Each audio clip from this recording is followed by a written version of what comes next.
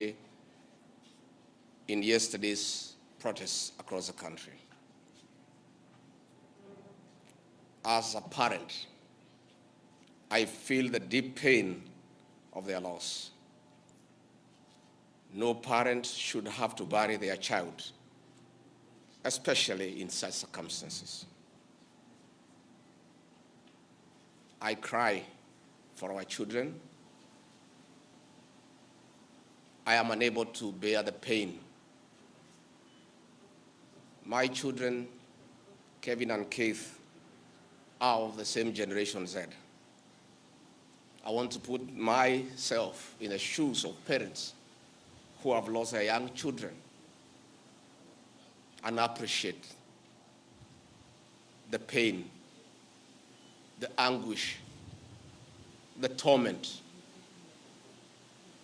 Innocent young children whose only crime was to air their views in a democratic country. My heartfelt condolences, that of my wife, Pastor Dorcas, my son, Kevin and Keith, to the grieving families. May the Lord give them fortitude, the grace, the strength to bear the pain. We wish quick recovery to those who are injured and those who are admitted in hospital.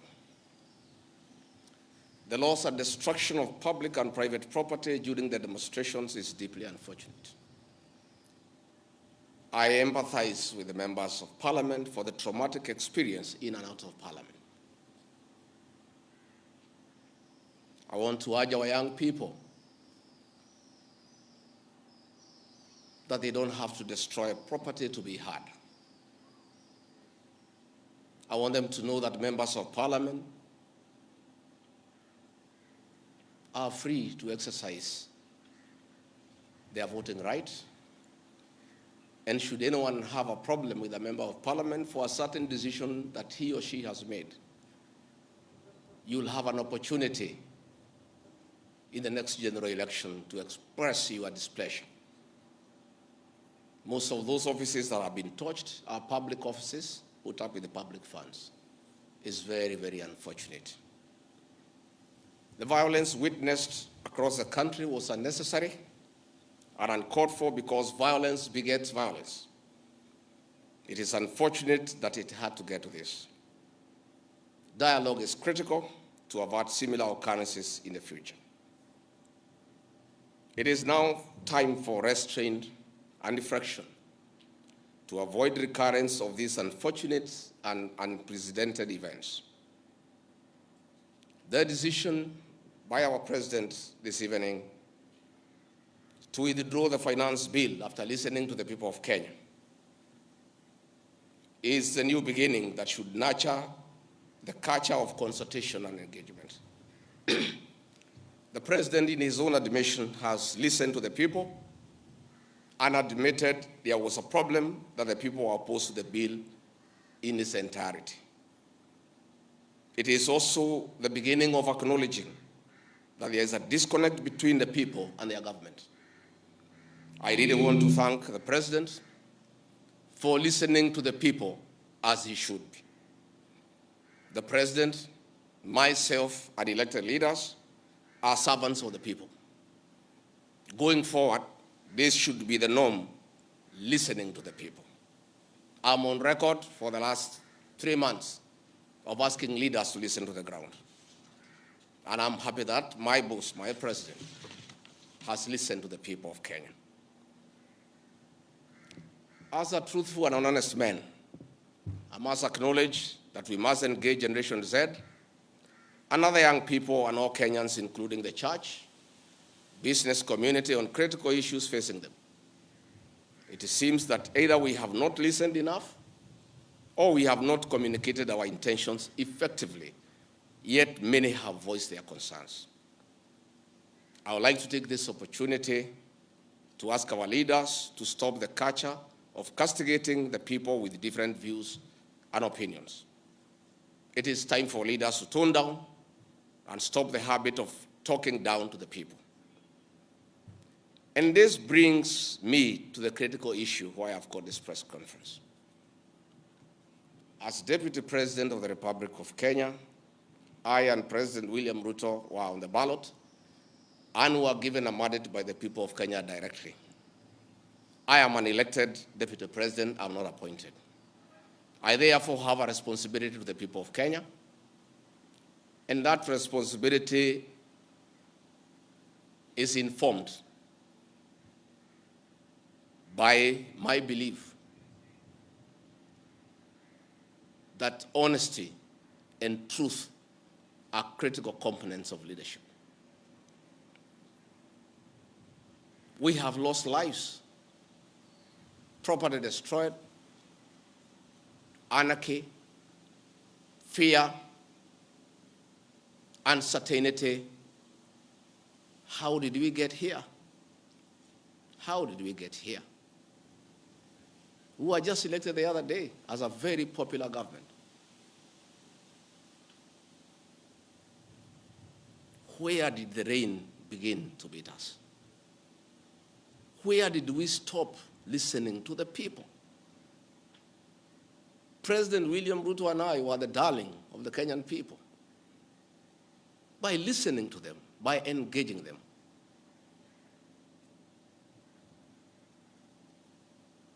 And as a government, we have established institutions to ensure we not only listen to Kenyans, but also genuinely understand their concerns.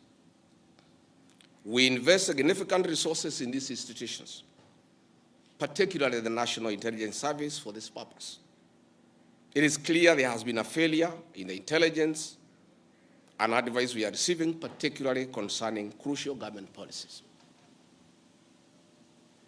The President of the Republic of Kenya today has admitted that it has come to his attention that the people of Kenya did not want anything to do with the Finance Bill 2024.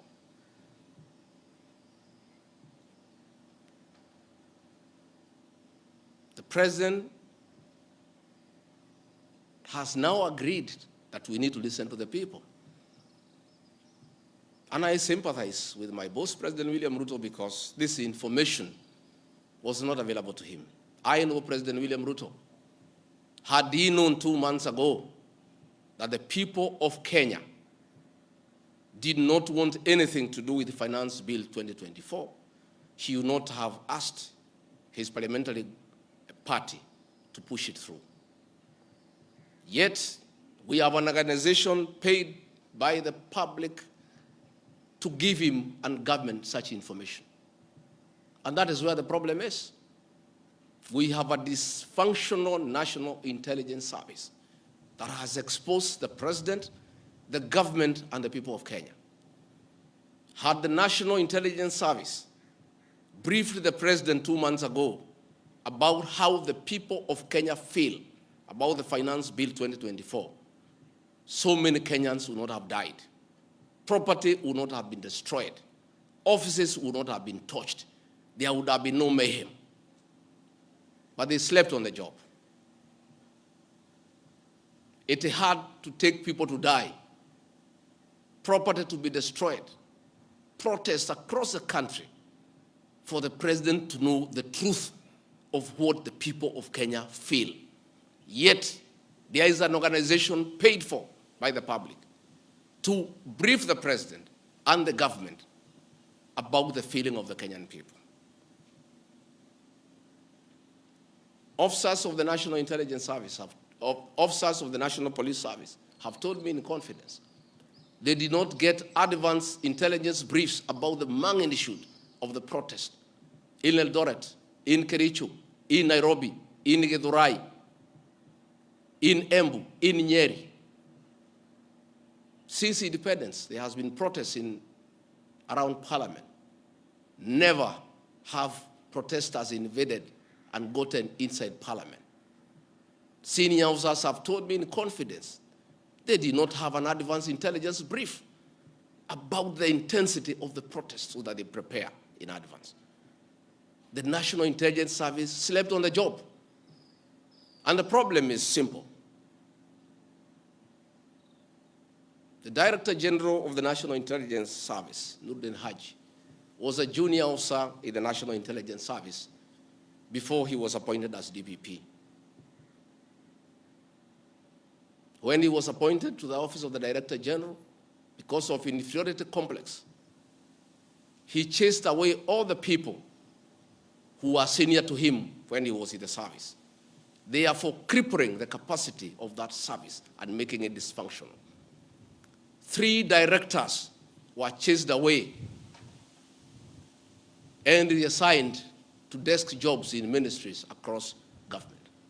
13 assistant directors, men and women with proven track record of intelligence collection and analysis, were removed from the National Intelligence Service, leaving a shell under a clueless Director General who has no capacity to run the organization. And that is why the security sector was caught off guard by the intensity, the anger of the Kenyan people, the agitation of the Kenyan people, the resilience of the Kenyan people. Had Nuruddin Haji done his job, we will not be where we are today. He has no capacity. He is out of the country most of the time on business trips. The country is on his own. My boss, President William Ruto, is exposed that he has to back down and admit that he has hurt the people of Kenya. Yet this matter has been in public domain for the last 2 months. I want to say that Nuruddin Haji must take responsibility for the deaths that occurred. He must take responsibility for the mayhem. He must take responsibility for failing President William Ruto. He must take responsibility for failing the government of the Republic of Kenya. He must take responsibility for failing the Kenyan nation by not doing his job and advising correctly. And he must do the honorable thing, not just take responsibility, but resign from that office and allow the president to pick a competent Director General. I want to request President William Ruto to consider, as a matter of urgency, to recall the 3 directors who are removed from the service and the 13 assistant directors to come and help reconstruct the service and get sanity back to the National Intelligence Service to serve the president, the government, and the people of Kenya. President William Ruto deserves better. He deserves a Director General who knows what he's doing. He deserves a National Intelligence Service that is effective and that can analyze situations and keep him and the government informed on what is going on. It is embarrassing to me as Deputy President that it has taken protests, deaths, mayhem, destruction for the president to know the truth, yet there is an organization charged with that responsibility. I have publicly stated that under this administration, Kenyans are free to criticize the government without fear of reprisal and state agencies. This was a promise made by both the president and I when we were sworn in. I want to call upon overzealous heads of security agencies not to be tempted to use the criminal justice system to manage politics. Let us manage politics the conventional way, through reaching out, consensus, and concurrence. I am informed that members of parliament who voted no have already been targeted by the National Intelligence Service for harassment for their political stand. This is a promise the president and I gave to the people of Kenya, that never again shall we use the criminal justice system to manage politics. I want to say that the president and I gave a categorical promise to the people of Kenya that the issue of abductions and extrajudicial killings will never happen again. Sadly, this is back. It is unbelievable that the son of the Honorable Attorney General of Kenya, Justin Bidan Muturi, was abducted at night in a commando style by officers of the National Intelligence Service and held incommunicado for 18 hours. Yet, that is the Honorable Attorney General of the Republic of Kenya. what will happen to other Kenyans? I want to ask our law enforcement agencies to dignify the president and I before the people of Kenya and not backtrack on the promises we made to the people of Kenya, that we shall never again use the criminal justice system to manage politics. Yesterday, Nurdin Haji was trying to put up a team together to craft lies and propaganda and attribute the chaos that were in the country to leaders, I included, former President Uhuru Kenyatta and others. Yet it is very clear, and the president has admitted, that these protests were caused by the anger of the people of Kenya and their refusal of Finance Bill 2024. I want to call on the National Intelligence Service not to take us back to the dark old days of the Nyayo era, where you create propaganda and schemes to undermine leaders and those you don't agree with. I want to say in conclusion, this is a time for reflection and action. And we need to take immediate steps, as the president has guided, and I'm very happy, to engage the Generation Z. And I want to call that generation to tell us whom to engage, because they are leaderless, they are tribeless, they have no organizational structure, but we would like to engage the right people. There could be a temptation among some young people around us in government to pick some friends of theirs and attempt to bring them for discussion. So I want to challenge our young people and salute them for their courage and conviction and the love for their motherland to come up with a structure on how they can engage government in accordance with what President William Ruto has guided this afternoon. In view of the very wise decision by the president, in conformity with the wishes of the Kenyan people, to withdraw Finance Bill 2024 that was in contention, as Deputy President of the Republic of Kenya and a patriotic son of this country, I want to appeal to Generation Z to call off the protests for tomorrow, because their cry has been heard by the president. The president has accepted that there was an issue, there was a disconnect, and the president has done the right thing. And I think it's only fair that we call off the protest so that we don't have further loss of lives and destruction of property. It's an appeal that I've made as a father, as a parent, to our young children. We love you, we respect you. Please, I beseech you as your father, now that the president has given in and accepted to go with the wishes of the Kenyan people, please, my sons and daughters, I plead with you to save lives, to save bloodshed, to save loss of property and lives. My sons, my daughters, please make an announcement this evening and call off the protest. And then we can begin the process of truthful engagement with the Kenyan people. We can begin an honest conversation on how to work on our country.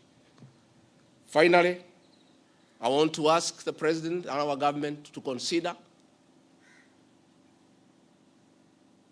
a plan on how to help those families that lost their livelihoods as a result of lack of proper advice by the National Intelligence Service. All these things happened because of government failure. It should never happen. Let us see how to compensate to those families, those who are dead. We help those who are in hospital with bills, and we help to bury them. Again, I want to ask Kenyans not to punish members of parliament for the stand that they took. A government is formed by a political party. Once a government has a program in parliament and decides it is good for the people, members of parliament from that party must toe the line. I don't want you to punish our members of parliament. They just did what is right in terms of our political formation. Allow them to be.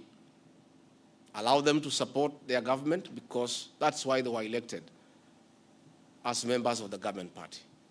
Let us not harass them. Let us not abuse them. Let us not attack their properties. They were just doing what the government wanted. And now that the government has decided to do the right thing, I think we should close that chapter. And if you have a problem with your member of parliament over this matter or any other matter, you will have an opportunity at the right time to punish that member of parliament or affirm he or her by re-electing him or her. And if we do that, it will be good for this country. Finally, I also want to ask the president to consider the issues of the demolitions of houses along Nairobi River, houses that had approved building plans, built on land with title deed were demolished, and only a compensation of 10,000 was given, which is unacceptable and unfair. Let us consider any landowner who had a genuine title, who had constructed a house that had been approved by the city authorities for compensation, because it's good to be fair. I really want to thank you and ask the people of Kenya to keep peace and to love one another. Now that this matter of Finance Bill 2024 has been settled, let us all go back to work. Let us be peaceful. Let us not be violent. Let us not talk at each other. Let's try to love one another. We have a beautiful country. We have no other country to run to. Let us not burn our country because of disagreements on issues. And I know as long as we keep on talking to each other, this country is going to places. As Deputy President and Principal Assistant to President William Ruto, again, I want to affirm to the people of Kenya that I will continue helping the President to discharge his duties in the management of the affairs of this country. I'll continue giving him proper and sound advice based on honesty and truth, because I'm the only Kenyan who took the Bible in Kasarani and swore before God and before man to advise President William Ruto. Many people have been very unhappy with me for saying things that are truthful, to a point of trying to isolate me because they didn't want me to say the truth. But I'll keep on saying the truth. I'll keep on being truthful and honest, because that is what the people of Kenya expect me to do. Thank you very much, and good evening.